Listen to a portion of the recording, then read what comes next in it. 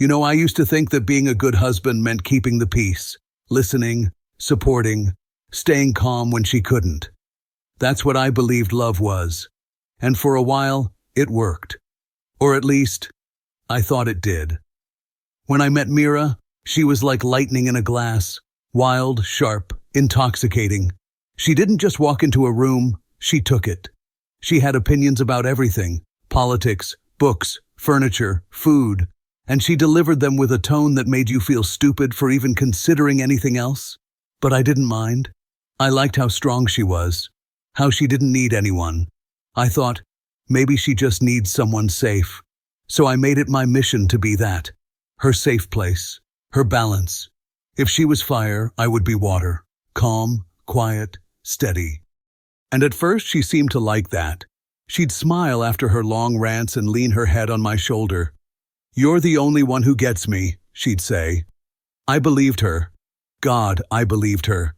I made her breakfast on weekends, eggs the way she liked them, avocado sliced thin. I'd cancel plans with my friends if she had a bad day.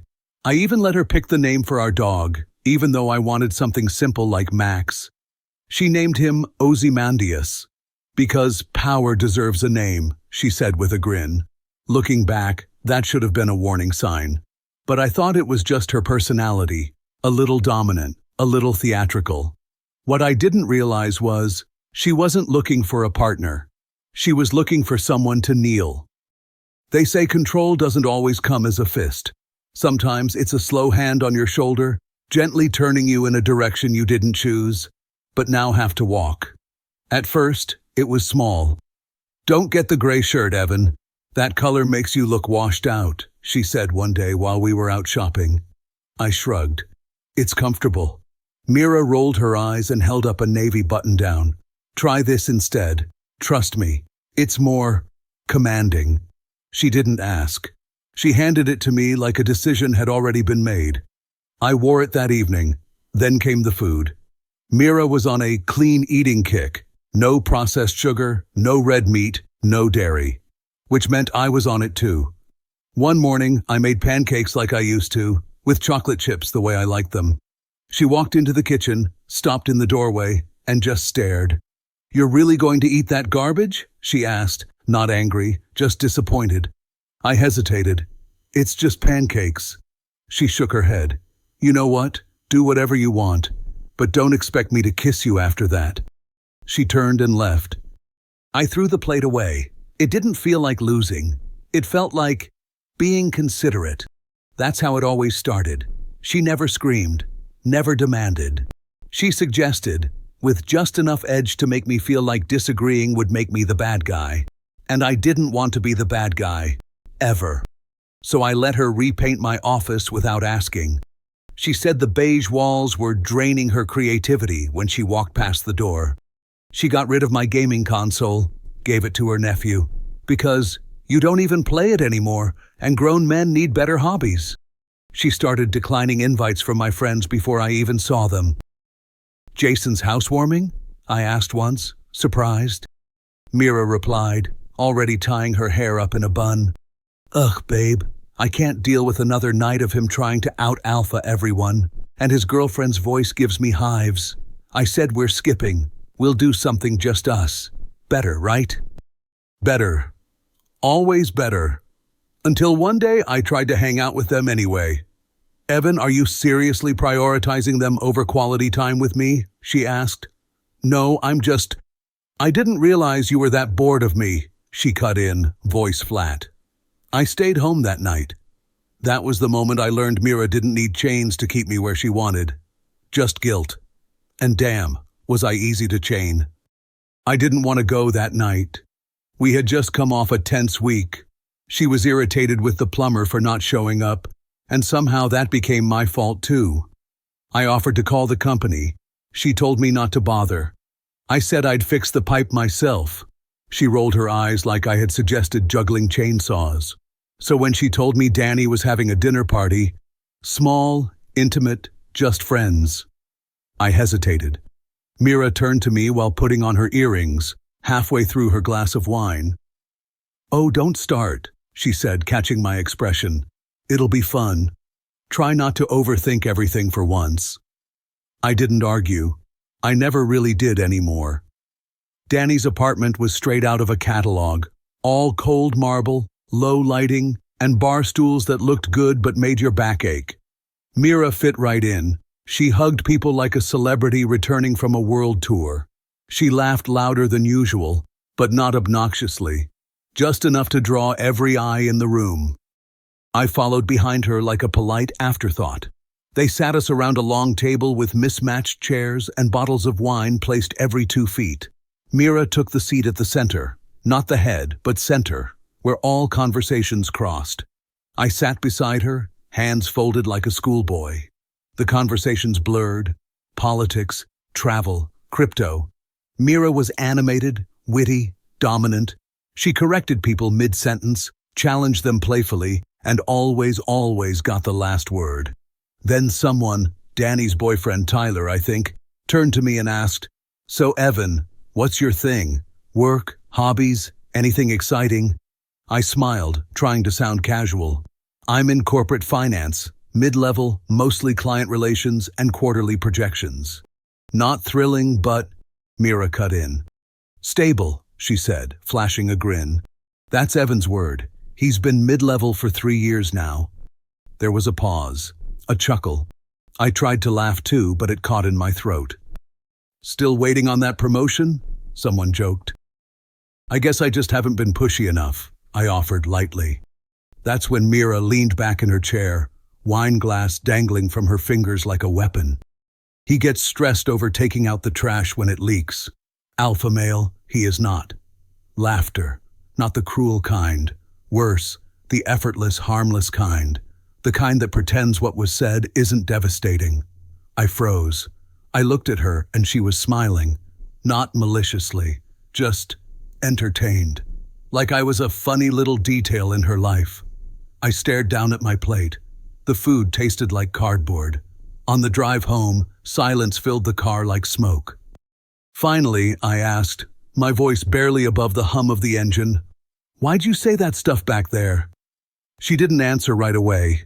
Then, "Oh my God, Evan, it was funny. It was a joke. People laugh. It's called socializing. Try it sometime." I felt like I was the punchline," I said.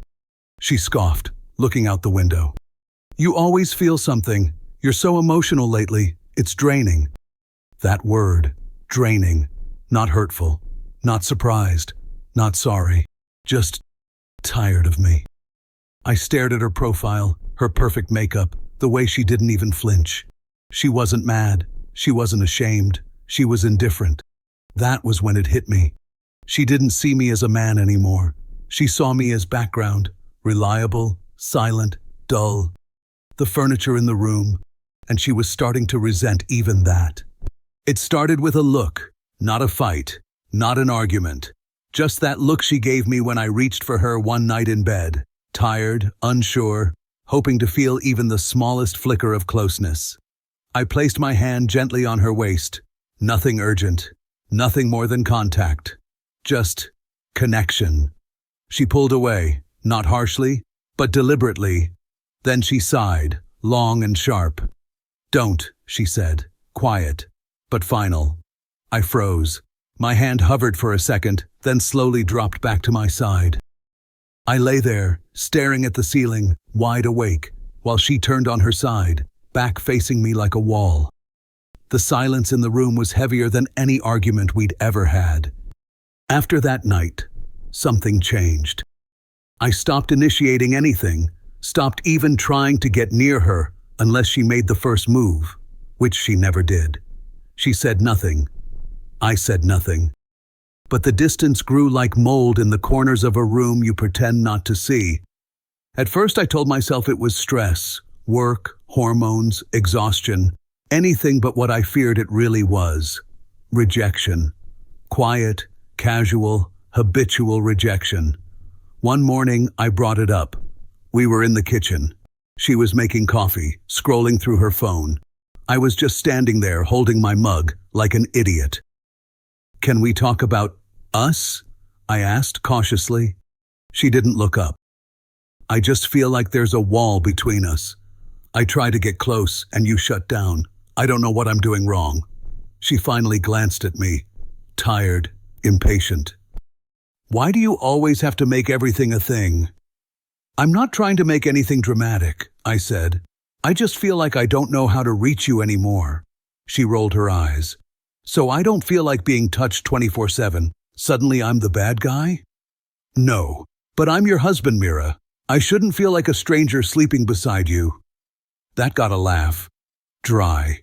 Hollow. You act like affection is some checkbox on your emotional to-do list. Like if I don't constantly reassure you, you'll collapse. I just want to feel close to my wife. She turned fully toward me then, arms crossed. Then maybe act like a man and stop whining about it. I didn't even know what to say to that. Later that week, she came home from a gym class, glowing with that post-workout energy, flushed and confident. She walked past me in her tank top and leggings like I didn't exist. I tried again, said she looked beautiful, tried to joke, to touch her hand lightly. She pulled away. Again. You need to stop. This neediness, it's honestly off-putting. Neediness. That word clung to me the rest of the evening like a label on my skin I couldn't peel off. Eventually, I just gave up. Stopped trying to be close to her in any way that wasn't practical. We discussed groceries, bills, her niece's birthday. Never us. She didn't complain. In fact, she seemed more relaxed once I stopped asking for anything she didn't offer. But I felt like a ghost walking through my own house. She still slept in the same bed, still ate my cooking, still gave polite smiles when friends were around. But whatever existed between us, whatever connection we used to have, had become one-sided, conditional, and controlled. Like I was living under rules I hadn't agreed to, written in a language I never learned. After that night in the kitchen, I slept on the very edge of the bed. We didn't talk. Not even about meaningless things. No, can you grab more milk? Or, did you feed the dog? She was simply there, like furniture that moved around on its own schedule. On the third morning of silence, she finally spoke. I booked us a session. I looked up from my coffee. Session? Couples counseling. Friday, 2:30. Don't be late. She said it without looking at me, as if she was telling me the oven repairman was coming. And just like that, I realized she wasn't trying to fix anything. She just wanted to check the last box before blaming me for the end. Still, I said, okay, because I wanted to believe there was something left to save. The office was quiet, potted plants in the corners, cream-colored walls, that neutral aesthetic designed not to offend anyone, not too warm, not too cold. Like the couch we sat on. Mira looked perfect, of course. Neat blouse, hair slicked back, polished nails tapping against her phone screen until the therapist walked in. Karen, mid-40s, composed, professional. She greeted us with a practiced warmth, then sat across from us in a matching armchair, notebook resting lightly in her lap. So, she said after a moment, what brings you both in today? I took a breath, but before I could answer, Mira was already speaking. I'm tired, she said. I'm exhausted, actually. Karen nodded, pen ready. Exhausted by what, specifically? Carrying everything, Mira replied. I dominate, he submits. I turned to look at her. That's not, she raised a hand, still not looking at me. Let me finish. Karen nodded gently. Let's let her speak, Evan. Mira continued, eyes calm, voice steady. Too steady. He's a good guy, sweet, supportive. But I feel like I'm living with a well-meaning shadow. He doesn't initiate, doesn't challenge. He asks me what to wear, what to buy, what to think. I've become his emotional GPS. I opened my mouth again, but nothing came out. I was stunned at how quickly she'd weaponized my care. Karen turned to me. Evan, how does that land for you? I swallowed. I didn't know you saw me like that. I've always tried to make your life easier. Mira gave a dry laugh. That's the problem. You think being helpful is the same as being present. Karen raised an eyebrow. Can you give an example of what Not present, looks like? Oh, sure, Mira said. Take the last few months. I don't feel wanted. At all. Not emotionally, not physically. When he does try, it's like he's asking for permission to matter.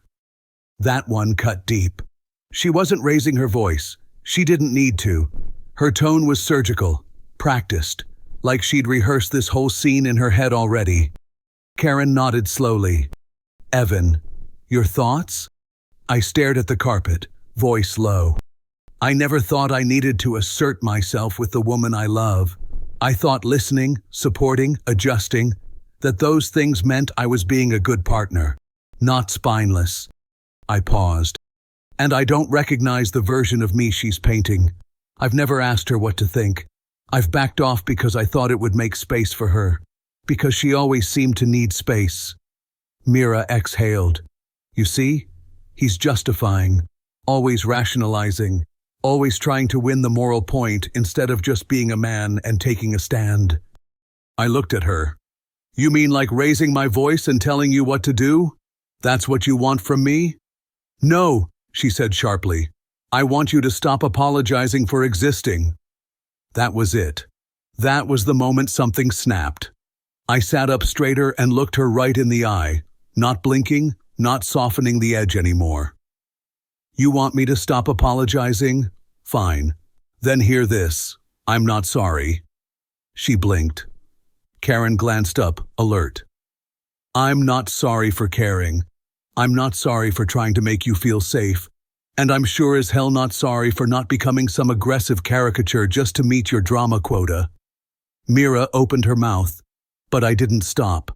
I stayed by your side even when you barely looked at me, even when I meant nothing to you.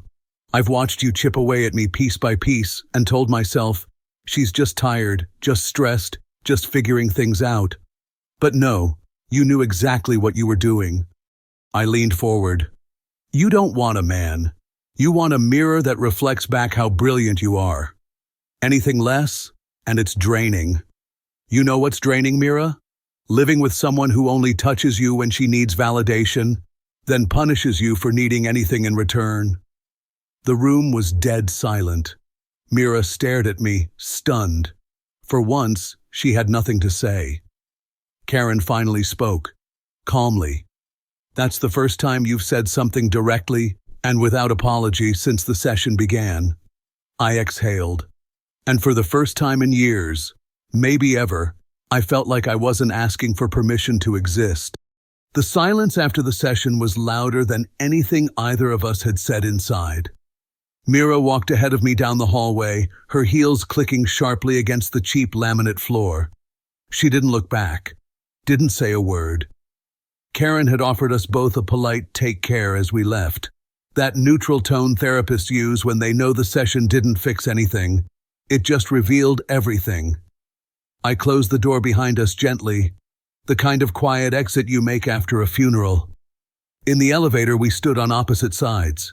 She crossed her arms, staring straight ahead at the metal doors. I watched the floor numbers count down. I wanted to say something. Part of me thought I should, maybe even expected to, but I didn't. Because for the first time in years, I didn't feel the need to fill the silence. Let it hang. Let her feel what it's like when I don't rush to make her comfortable. We stepped outside. The city was bright, noisy, people going about their lives like nothing had imploded on the third floor of that beige building. She finally turned to me. So, she said, you feel better now? Her tone was flat, no sarcasm, no real interest either. Just empty. I met her gaze. No, I said, but I feel clearer. She blinked, just once.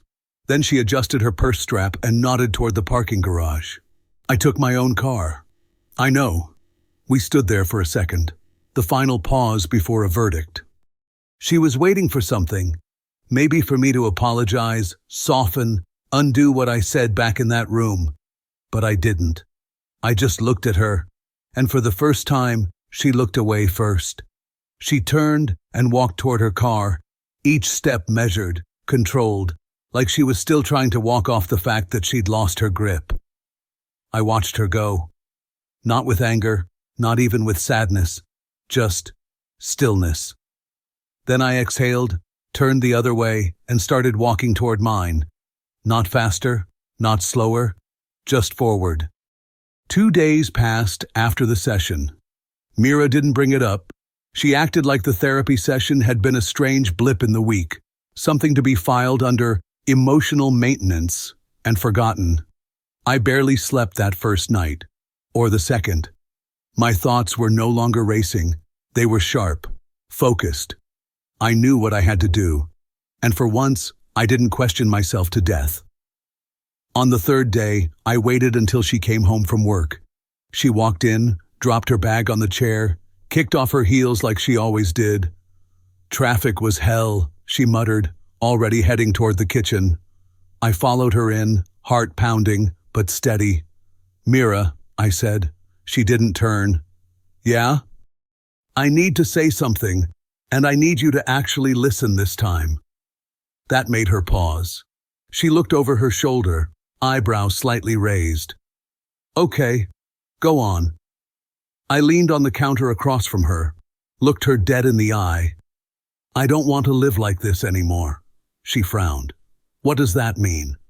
"It means," I said slowly, "that I'm done living in a relationship where I don't get to exist, where I'm only allowed to breathe if it doesn't take up your space." Her arms crossed. "Oh, come on." "No," I said firmly. "You're not going to talk over me this time. You had your say in that room. Now it's mine." She stayed quiet, but her jaw clenched. "I'm tired of walking on eggshells, tired of apologizing just for wanting something, tired of being treated like I'm an accessory to your ego." I took a breath. No stuttering, no softening. "I've filed for divorce." Her face froze. For once, she didn't have a response ready. No witty jab, no snide remark, just silence. She blinked. "You're serious?" "Yes," I said. "The papers are already drawn up. I'll be staying at my brother's for a while. You can keep the apartment until we sort everything." She looked at me like she didn't recognize the person standing across the counter. "You're running away." "No," I said. "I've been sitting still for years. This is me finally moving."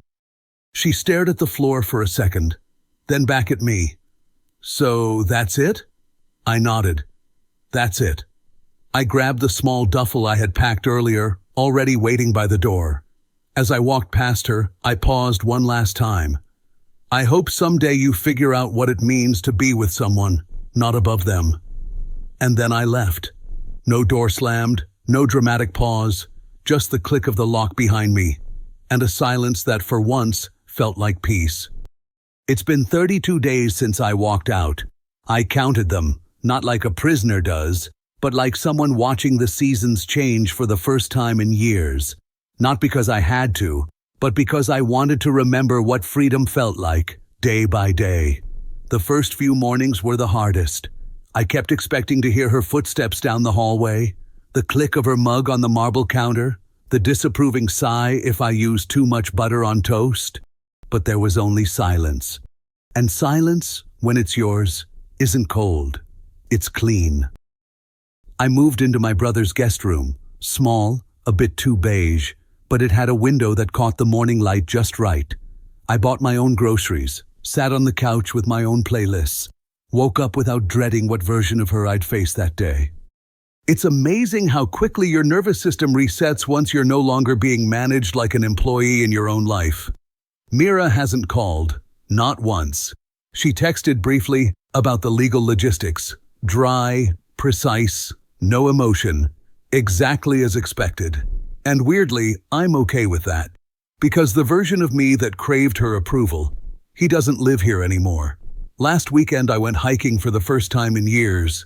Just me, a thermos of coffee, and a stretch of woods that didn't care how passive or assertive I was. I sat on a rock near the ridge, watched the sun rise slow and steady, and I cried. Not because I missed her, but because I finally missed myself. The man who used to laugh freely, who touched without asking permission, who wasn't afraid to speak or be wrong or just exist. He's still here, a little bruised, but breathing.